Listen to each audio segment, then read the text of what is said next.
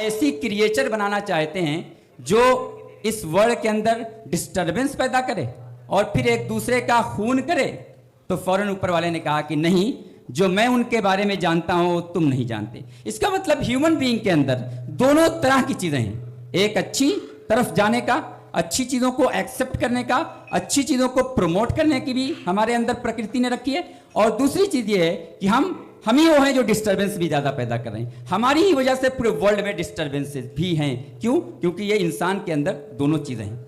अब इसके अंदर एक कुरान करीम की आयत है, एक वर्स है, उसके अंदर कहा गया वल्लज़ी जअलकुम खलाइफल अर्ज़, उस ऊपर वाले ने आपको जमीन का गार्जियन, संरक्षक बनाया है। अर्थ, जमीन, उसका संरक्षक बनाने का अगर मैसेज कुरान दे रहा हो तो ये पूरे मुस्लिम वर्ल्ड के लिए कहीं ना कहीं एक बात सोचने की है कि क्या हम जमीन को कि वाकईतन गार्जियनशिप ले रहे हैं, हम उसकी वो रक्षा कर रहे हैं जो रक्षा हमें करनी चाहिए। और ये बात कुरान ने सिर्फ एक जगह नहीं फरमाई, मैंने कहा कि ये 9 मरतबा ये वर्ड आया है पूरे कुरान के अंदर जो गार्जियनशिप देता है जमीन की। दूसरी बात, कुरान में ये बात भी कही गई कि ये पूरा वर्ल्ड जो है इसका एक इकोसिस्टम है। वस्समा रफ़अहा व वज़अल मीज़ान अल्ला ततगौ फिल मीज़ान, अरबिक का वर्ड है क्योंकि कुरान की वर्स है।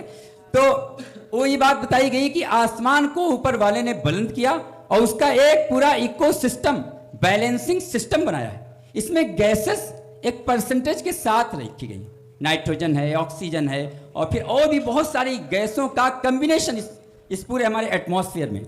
इस कम्बिनेशन में जिस गैस का जो परसेंटेज है, अगर ह्यूमन डिस्टर्बेंसेस ज्यादा बढ़ी तो फिर क्या होता है कि उसके परसेंटेज में फर्क आता है, और फर्क आएगा तो इसका नुकसान किसी और को तो पड़ेगा ही, पेड़ों को पड़ता है, जानवरों को पड़ता है, हम इंसानों को भी भुगतना पड़ेगा। जैसा हमारा करतूत रहेगा वैसे ही हमें फल भुगतना पड़ेगा। तो ये बात बहुत वाज़ेह तौर पे कुरान में कही गई कि मीज़ान है, एक तरह का इकोसिस्टम बनाया गया है, उस इकोसिस्टम को डिस्टर्ब होने से बचाना है, हमें डिस्टर्बेंस नहीं कायम करनी है, इस बात को ध्यान देना है। तीसरी बात, कुरान में प्रॉफिट मोहम्मद सल्लल्लाहु अलैहि वसल्लम के लिए कही गई है वमा अर्सलनाका इल्ला रहमतल लिल आलमीन, कि हमने प्रॉफिट मोहम्मद को जो भेजा है ये पूरे वर्ल्ड के लिए। आलम का मतलब सिर्फ एक वर्ड होता है, लेकिन जब आलमीन हो गया बहुवचन तो उसका मतलब उसमें ह्यूमन बींग्स आए, उसमें तमाम तरह की क्रिएचर्स आई, पूरा सिस्टम आया। अगर सभी के लिए प्रॉफिट मोहम्मद को मरसी कहा जा रहा है कुरान के अंदर, तो एटलीस्ट मुस्लिम दुनिया के लिए तो ये मैसेज कुरान वाज़ेह क्लियर देना चाहता है कि आपकी जो भी पॉलिसी हो, आप जो भी काम करें, उसमें इंसानों के लिए उसका यूजफुलनेस तो हो ही, दूसरी क्रिएचर को भी आपको ध्यान में रखना पड़ेगा, पूरे इकोसिस्टम को भी आपको ध्यान में रखना पड़ेगा। अगर आप ये ध्यान में नहीं रख रहे हैं तो कहीं ना कहीं प्रॉफिट मोहम्मद के बारे में जो बात कही गई है उससे आपके एक्शन का तालमेल नहीं बैठ रहा है। देखिए, कई मरतबा हम किसी धर्म से रिलेट तो होते हैं, लेकिन उस धर्म की सही बातों को सलीके से मान नहीं रहे होते, प्रैक्टिस नहीं कर रहे होते। दुनिया में प्रॉब्लम धर्म नहीं है, धर्म पर सही से प्रैक्टिस ना करना है। अगर हम सही से प्रैक्टिसिंग बन जाएं तो ये प्रॉब्लम ना हो। धर्म प्यार सिखाता है, धर्म मिलना सिखाता है, धर्म ह्यूमिलिटी सिखाता है, धर्म कहीं लड़ना नहीं सिखाता है। लेकिन आज हो क्या रहा है, धर्म के रास्ते से ये चीजें आ रही हैं, इसका मतलब हम कुछ वो कर रहे हैं जो धर्म नहीं चाहता है। ठीक है, अब कुछ बातें मैं प्रॉफिट मोहम्मद सल्लल्लाहु अलैहि वसल्लम के ताल्लुक से कहना चाहूंगा। प्रॉफिट ने क्या क्या बातें कही?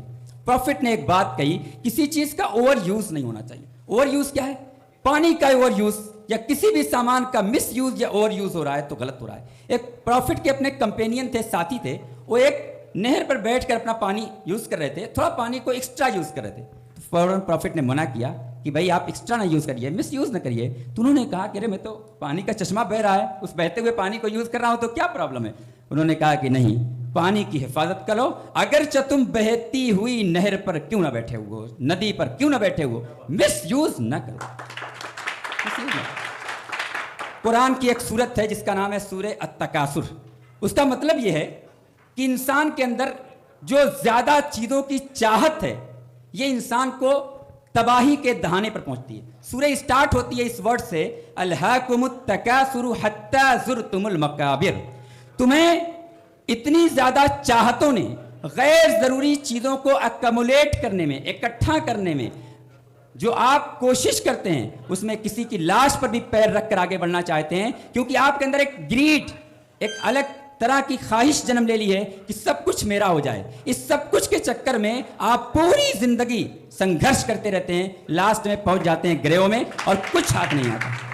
इसका मतलब यह है कि हमारे अंदर ओवर ग्रीड नहीं होनी चाहिए।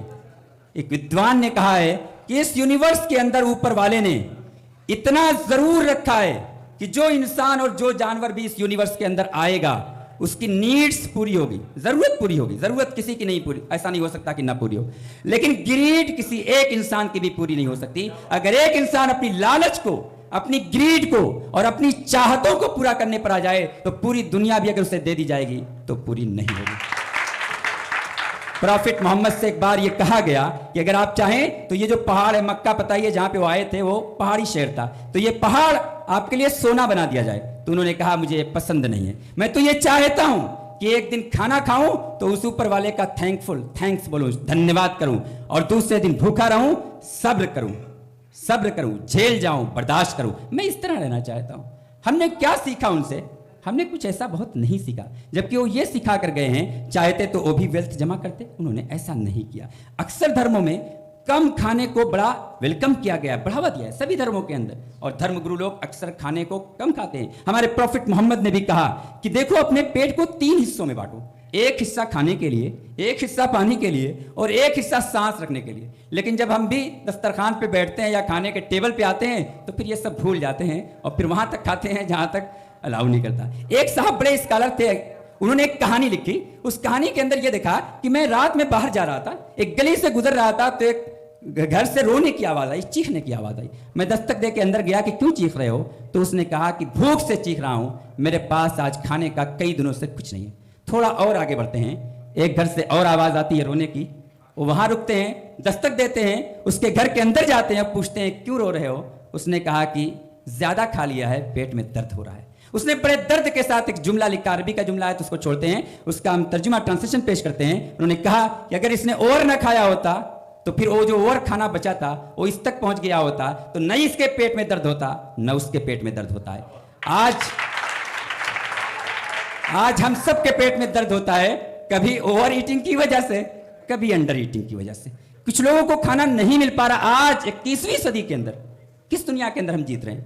कौन से ह्यूमन है इंसान? हमें थोड़ा भी दर्द महसूस नहीं हो पा रहा है। एक आदमी भूखा सो जा रहा है। हमारे प्रॉफिट ने कहा था वो शख्स मुसलमान नहीं जिसका पड़ोसी नेबर भूखा सोए और ये पेट भरकर सो जाए। लेकिन क्या हर मुसलमान ये करता है? ऐसा नहीं नजर आता। तो हम ये कहेंगे ना कि कहीं ना कहीं हम प्रैक्टिसिंग कम होते जा रहे हैं। मजहब की उन चीजों को जो मूल्य थी, जो मेन थी, जो बेसिक्स थी, उनको हमने कहीं ना कहीं नजरअंदाज किया है, पीछे डाला है, तो हम पिछड़ते चले जा रहे हैं। हमें जरूरत है कि इन चीजों पर हम ध्यान दें। हमारे पास अलीउल मुर्तदा यानी प्रॉफिट मोहम्मद सल्लल्लाहु अलैहि वसल्लम के एक चेला थे, बहुत ही करीबी शागिर्द थे और उनके दामाद सन-इन-ला भी रहे। उनका एक कौल है, उन्होंने कहा कि धरती पे इस तरह रहो जैसे हनी बी, शहद, मधुमक्खी रहती है। वो क्या करती है? वो जो खाती है उस खा को इतना पाकीज़ा और मीठा शहद देती है। एक आम सी चीज को खाकर एक मीठा शहद निकालती है और जिस ब्रांच पर बैठती है उससे तोड़ती नहीं है। मतलब उसकी वजह से कोई नुकसान नहीं होता है। धरती को, लोगों को सिर्फ फायदा और फायदा और फायदा ही पहुंचता है। हमको इसी तरीके से इस धरती पर रहना चाहिए। दो एक बातें बुनियाद के ताल्लुक से, ईट भट्टे के ताल्लुक से, उस ताल्लुक से मैं 2-3 बातें ये कहना चाहूंगा। एक बात, हमारे धर्म के अंदर प्रॉफिट मोहम्मद का लास्ट सरमन है, जब सबसे बड़ी गैदरिंग उनको एक टाइम में मिली थी, वो तकरीबन 1.25 लाख लोगों की एक साथ मिली थी। उस वक्त उन्होंने एक जुमला कहा था, वो ये कहा था किसी अरब को नॉन अरब पर, किसी ब्लैक को व्हाइट पर, व्हाइट को ब्लैक पर कोई प्रिफरेंस नहीं हासिल है सिवाय तकवा के। यानी जो आदमी अंदर से वर्च्यू वाला होगा, अच्छा इंसान होगा, उसी को। मतलब क्या कहना है? कहने का मतलब यह है किसी के चमड़ी के रंग को देखकर, किसी के खानदान, कास्ट और बिरादरी को देखकर, किसी के रिलीजन या रीजन को देखकर आप कुछ ना करिए। आप सभी को रेस्पेक्ट दीजिए। दुनिया में अगर आप दूसरे को रेस्पेक्ट देंगे तो दूसरा आपको भी पलट कर क्या देगा? रेस्पेक्ट ही देगा। किसी को आप फूल और माला पेश करेंगे तो आपको कांटा नहीं देगा, वो भी आपको फूल ही देगा। एक बात और कि भट्ठों में जो हश्र होता है मजदूरों के साथ, कमजोरों के साथ, मजदूर हर जगह के, न सिर्फ भट्टे के बल्कि वो तमाम जगहों पर जहां मजदूर का इस्तेमाल होता है, उनके साथ ये होता है कि उनसे मेहनत पूरी ली जाती है और उनको फल नहीं दिया जाता जो उनका हक बनता है। हमारे प्रॉफिट मोहम्मद ने सल्लल्लाहु अलैहि वसल्लम ने ये कहा था कि देखिए जब मजदूरी कर ले, टाइम पूरा हो जाए, तो उसका पसीना सूखने से पहले उसका बदला दे दिया जाए, उसका रिम्यूनरेशन दे दिया जाए, उसका जो तय हुआ है दिन भर की नौकरी का वो दे दिया जाए। उन्होंने ये भी कहा था कि जो आप खाएं अपने गुलामों को, अपने स्लेव्स को, जो आपके साथ रह रहे हैं, जैसा आप खा रहे हैं वैसा खिलाएं, जैसा आप पहन रहे हैं वैसा पहने, अपने बगल में बैठाएं। हमारे मजहब के अंदर नमाज जब पढ़ी जाती है तो सब लोग सफ लगा के पढ़ते हैं, उसमें सभी लोग एक साथ खड़े होते हैं। प्रॉफिट के सबसे करीबी जो कंपेनियन थे वो बिलाल थे। बिलाल हबशा से आए थे, नेग्रो, बिल्कुल काले थे, ब्लैक कलर के, और वो बिल्कुल साथ साथ रहा करते थे। प्रॉफिट ने ये मैसेज दिया था कि यहां बड़ा और छोटा कहीं नहीं होता, इंसान सारे के सारे बराबर होते हैं, इसमें बड़ा छोटा नहीं होता। बस फर्क ये होता है कभी हम इस कुर्सी पर, कभी आप उस कुर्सी पर, या कभी आप इस कुर्सी पर बैठ जाएंगे, कभी मैं इस कुर्सी पर, इससे कोई फर्क नहीं पड़ता। इंसानों के बीच में इक्वेलिटी होनी चाहिए, फ्रेटर्निटी होनी चाहिए, भाईचारा होना चाहिए, एक दूसरे का रेस्पेक्ट होना चाहिए। अगर सारे धर्मगुरु लोग अगर ये चाह जाएं कि दुनिया को हमें चेंज करना है, सोसाइटी को चेंज करना है, और जो कुछ इन्वायरमेंटल प्रॉब्लम्स आ रही हैं उन प्रॉब्लम्स का सॉल्यूशन देना है, तो मैं ये यकीन के साथ कह सकता हूं कि ये जो इनकलाब ला सकते हैं वो दुनिया में कोई नहीं ला सकता। मैं बस आपके बीच अपने आप को अकेला महसूस नहीं कर रहा हूं, आपने बड़ी मोहब्बतें दी। मैं इन तमाम मोहब्बतों के लिए आप तमाम हजरात का बहुत दिल से शुक्रगुजार हूं। Thank you. जो GNU से आए सर हैं हमारे, उनके लिए है कि उन्होंने जो बोला है कि मानव के साथ हमें जो क्रिएचर्स प्राणी हैं इनके भी देख रेख करना चाहिए। तो ये भी हमारे क्या प्रकृति के द्वारा ही तो आए हुए हैं। जी जी। अगर हम प्रकृति के साथ खिलवाड़ करेंगे तो प्रकृति हमारे साथ खिलवाड़ करती है। तो क्या मैं इनसे पूछना चाहता हूँ कि क्रिएचर्स का जो है वो हो रहा है देख रेख? नहीं, जो खुद उत्तर दे देंगे वो। आप बनारस में ही देख लीजिए, हम जिस भी गली से जाते हैं, आप, अब मैं इतना स्पष्ट नहीं कह सकता। नहीं, आप स्पष्ट नहीं कहेंगे क्योंकि आपके भाव भंगिमा को हमने समझ लिया, क्योंकि संयोजक हूं ना। आप जैसे कि मांस भक्षण है, हाँ, तो ये क्या सही है या गलत है, मैं इनसे पूछना चाहता हूँ, क्योंकि यही बोले हैं कि मतलब हाँ हाँ बिल्कुल वो बोल रहे तो हैं। एक ये हमें बता दें कि ये बात जो है ये सही है या गलत हो रही है मांस भक्षण के लिए। अच्छा जी, एक बात यह है कि 3 तरह की क्रिएचर यहाँ पर एग्जिस्ट करती है। एक वो जिनका सिस्टम ही जो बना हुआ है वो सिर्फ हर्ब्स की चीज़ें, यानी पेड़ और पौधों की चीज़ें खाने का ही सिस्टम बना हुआ है। उनकी पाचन क्रिया, उनके दांत का जो सिस्टम है और उनकी बॉडी का जो सिस्टम है वो उसी को सूट करती है। दूसरी वो क्रिएचर्स हैं जैसे हमारे गाय हैं, भैंसें हैं, बकरियां हैं, ये सिर्फ क्या खाएंगी? सब्जी, हर्बीवोर्स, आपको पता ही है। दूसरा कार्निवोर्स जो हमेशा सिर्फ गोश्त खाएगा, जैसे शेर, चीते वगैरह इस तरह के हो गए। तीसरा है ओमनीवोर्स, जो दोनों इन साइंस की बुक में आपने पढ़ा होगा, मैं भी छोटा मोटा तालिब इल्म स्टूडेंट हूँ, तो उसमें तो हम इंसानों का शुमार ओमनीवोर्स में होता है। अब ये अलग बात है, ओमनीवोर्स का मतलब ये होता है कि दोनों तरह के दांत और दोनों तरह के हजम का, डाइजेशन का सिस्टम हमारे पास मौजूद है, बना हुआ है। अब ठीक है, इसमें यह है कि अपनी अपनी प्रेफरेंस के एतबार से चीज़ों को लोग करते हैं। देखिए, जो फूड चेन है, जब आप फूड चेन को पढ़ेंगे साइंस के एतबार से, तो उस पूरे फूड चेन को अगर आप एक ही चीज़ को प्रीफर कर देंगे कि सिर्फ सब्जियां ही खाई जाएं, तो फिर फूड चेन में एक बड़ी डिस्टरबेंस पैदा होगी, जैसा कि साइंस कहती है। ठीक है, तो उसमें दोनों चीज़ों का अब ये कि सिलेक्शन अपने अपने एतबार से चीज़ों का कितना। जीव जंतु की बात आ रही है, मेरे ख्याल से साइंस के आप स्टूडेंट भी होंगे, कुछ ना कुछ पढ़ते होंगे, ये बात भी आपने शायद पढ़ी होगी। पहले किसी ज़माने में यह समझा जाता था कि इंसान के अंदर जीव है और जानवरों के अंदर जीव है, और जो हमारे पेड़ पौधे हैं उनके अंदर जीव नहीं है। मैं एक उदाहरण दूंगा, वो है टोमेटो का। टमाटर का जो पेड़ होता है उस पर बाकायदा जो कैटरपिलर होता है उसकी तरफ अट्रैक्ट होता है और टमाटर की पत्तियां खाता रहता है। टमाटर के ऊपर जैसे ही कैटरपिलर अट्रैक्ट होता है, टमाटर एक मैसेज भेजता है। क्या मैसेज भेजता है? कि भाई अपनी पत्तियों को बिटर कर दो, तल्ख कर दो, कड़वी कर दो, सो डैट कि ये भाग जाएं, ये ना खाएं। लेकिन उसके बाद भी अगर वो लगा रहता है तो एक अलग मैसेज देता है पूरे टमाटर को, जो ऐसी गैसेज रिलीज करते हैं उस टोमेटो की फील्ड के अंदर, जिसकी वजह से कुछ ऐसे कीड़े आते हैं जो अटैक करते हैं कैटरपिलर पर और वो कैटरपिलर को मार के खत्म करते हैं। देखिए, पूरी दुनिया में अगर आप फूड चेन को देखेंगे, बाज़ जानवर को खा रहे हैं। वो क्यों खा रहे हैं?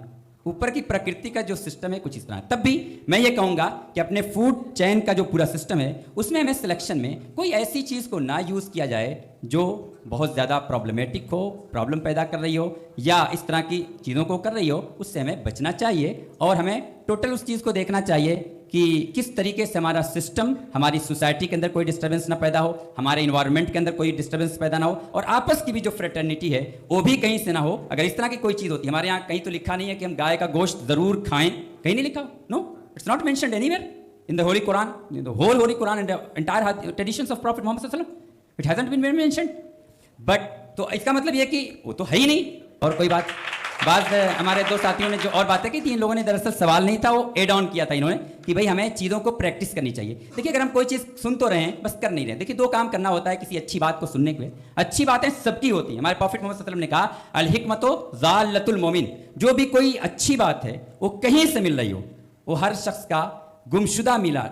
कोई चीज़ अगर आपको गुम हो जाए और वो मिल जाए तो आप उसे ले लेंगे। अच्छी बात है कहीं से मिले, उसमें दो काम करना होता है। एक तो खुद उस पर प्रैक्टिस करनी पड़ती है अच्छी चीज़ पर, और दूसरे को क्या करना पड़ता है, उसे आगे पहुंचाना पड़ता है, दूसरे को प्रीच करना पड़ता है, दूसरों को भी बताना पड़ता है। अगर हम ये मैसेज लेके जाएंगे तो मुझे लगता है कि सोसाइटी को एक हम बेटर वे में ले जाने की कोशिश में करेंगे और उसको हम वाकईतन किसी अच्छी जगह पर सोसाइटी को पहुँचा पाएंगे। हमारे भाई कुछ पूछना चाह रहे हैं, दोबारा कुछ? जी वही कि मतलब ऐसा कुछ लिखा है क्या कि मुर्गा और जो बकरा ये खाया जाता है? कुछ नहीं। जैसे आपने बोला कि गाय का ऐसा कुछ लिखा नहीं कि खाना खाया जाता है, तो क्या ऐसा लिखा है कि मुर्गा और बकरा खाया जाता है? नहीं, कुछ नहीं, तो ये तो हो रहा है ना? ऐसा कुछ नहीं लिखा गया। देखिए, पहले से क्या था ना, जब इंसान धरती के अंदर आया तो कुछ खाना चालू किया। उसमें क्या चीज़, आप अर्ली ह्यूमन बीइंग को देखिए तो उसमें देखेंगे कि आप पेड़ पौधों की चीज़ें खा रहे होंगे और जानवर की, चिड़ियों का शिकार होकर खाए जा रहे थे, कुछ जानवर भी खाए जा रहे थे। तो जो चीज़ें चली आ रही थी अच्छे से, इस्लाम ने हर चीज़ में अपनी बात नहीं कही है। बहुत सी चीज़ें जो दुरुस्त चली आ रही थी प्रैक्टिकली, उनको उसने अलाउ किया, और बहुत सी चीज़ों में जहां उसे लग रहा था कि कुछ पॉलिसी उसकी डिफर कर रही थी, वहां उसने अपनी बात रखी। तो ये चीज़ें पहले से जो चीज़ें चली आ रही थी उनमें कुछ चीज़ें अलाउड हैं। मैंने नहीं कहा कि उनको लिखा हुआ है कि ये खाओ, कुछ कहीं नहीं लिखा हुआ है, कहीं नहीं लिखा हुआ है, बट ये पहले से चली आ रही थी। बहुत बहुत धन्यवाद डॉक्टर साहब, बहुत आपने बढ़िया ज्ञानवर्धन किया।